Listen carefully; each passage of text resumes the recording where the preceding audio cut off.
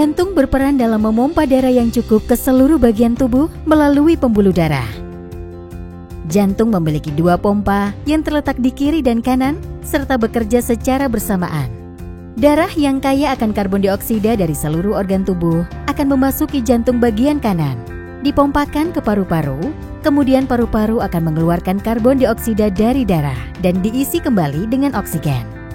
Darah yang kaya dengan oksigen ini akan kembali memasuki jantung bagian kiri yang nantinya akan dipompakan ke seluruh tubuh dan ke otot jantung sendiri.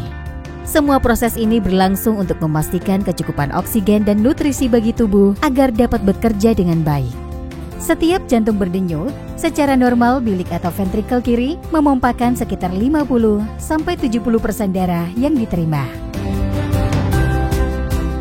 Jantung yang gagal berfungsi pertama disebabkan oleh otot jantung yang menjadi sangat lemah, sehingga mengakibatkan menurunnya kekuatan jantung dalam memompa darah. Penyebab kedua adalah otot jantung yang menebal dan menjadi kaku, sehingga kapasitas jantung dalam menerima darah menjadi berkurang. Hal ini menjadikan volume darah yang dipompa jantung menjadi rendah dan tidak mampu memenuhi kebutuhan tubuh akan oksigen, sehingga mengakibatkan gagal jantung. Gagal jantung diakibatkan beberapa sebab, antara lain 1. Penyakit jantung koroner, disebabkan oleh penyumbatan pembuluh darah arteri koroner, sehingga berkurangnya suplai darah dan oksigen ke otot jantung, serta mengakibatkan kerusakan dan penurunan fungsi otot jantung. 2. Serangan jantung, disebabkan oleh terhentinya suplai darah dan oksigen ke otot jantung secara mendadak dan sesaat. Bagian otot jantung mati dan muncul jaringan parut, sehingga jantung tidak dapat berfungsi secara normal. 3. Kardiomiopati, disebabkan melemahnya otot jantung yang diakibatkan oleh infeksi, konsumsi alkohol berlebihan, pemakaian obat tertentu, atau perubahan hormonal. 4. Kerja jantung berlebih, terjadi ketika jantung bekerja lebih keras yang diakibatkan oleh penyakit hipertensi, kelainan katup jantung, cacat jantung bawaan, penyakit ginjal, penyakit tiroid, atau anemia. Gejala yang tampak antara lain adalah sulit bernafas atau nafas memendek, mudah letih dan lesu. Hal ini akibat kurangnya asupan oksigen dan nutrisi di jaringan dan organ tubuh. Edema atau pembekakan pada kaki dan pergelangan kaki akibat penumpukan cairan di jaringan tubuh. Gejala lain diantaranya adalah batuk-batuk di malam hari, hilang nafsu makan, perut membengkak dan berasa begah, tidur lebih nyaman jika menggunakan 2 bantal atau lebih. Secara klinis, tingkat keparahan gagal jantung dikelompokkan berdasarkan keterbatasan dalam melakukan aktivitas fisik. Semakin tinggi tingkatnya, semakin buruk performa fisik dan semakin berat gejala yang tampak.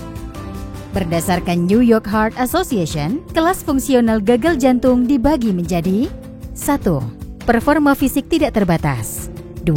Performa fisik agak terbatas atau sesak saat aktivitas berat. 3. Performa fisik sangat terbatas atau sesak saat aktivitas ringan. 4. Tidak dapat beraktivitas atau sesak saat beristirahat. Apabila mengalami gejala gagal jantung disertai dengan adanya riwayat penyakit yang memperbesar resiko munculnya gagal jantung, maka langkah penegakan diagnosis selanjutnya adalah 1. Tes darah di laboratorium untuk menilai fungsi metabolik yang abnormal, fungsi hati, ginjal, elektrolit, dan kadar peptida natriuresis. 2. X-ray di bagian dada untuk menunjukkan ada tidaknya pelebaran ruang jantung dan mengetahui ukuran jantung. 3. EKG atau elektrokardiogram untuk mengetahui irama jantung dan laju detak jantung. 4. Eko atau ekokardiogram untuk memberikan gambaran struktur dan fungsi jantung. Cara merawat pasien gagal jantung yaitu 1. Ubah pola hidup dengan cara berolahraga jalan cepat secara teratur, berhenti merokok, mencatat berat badan, mencatat volume air minum dan makanan serta obat-obatan yang dikonsumsi setiap harinya. Kemudian, rutin memantau berat badan dan jika naik lebih dari 2 kg dalam 1 minggu, segera konsultasikan ke dokter.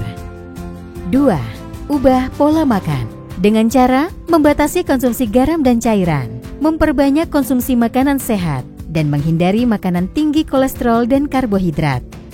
3. Minum obat secara teratur. Hal ini bertujuan agar memperbaiki gejala, meningkatkan kualitas hidup, memperpanjang usia, dan menurunkan resiko bolak-balik dirawat di rumah sakit. Berdasarkan beratnya gejala, zona klinis gejala gagal jantung dibagi menjadi 1. Zona merah. Anda harus segera menghubungi dokter atau pergi ke unit gawat darurat terdekat. 2. Zona kuning. Waspada, konsultasikan dengan dokter. 3. Zona hijau. Kondisi di mana semuanya terkendali. Zona ini merupakan target terapi.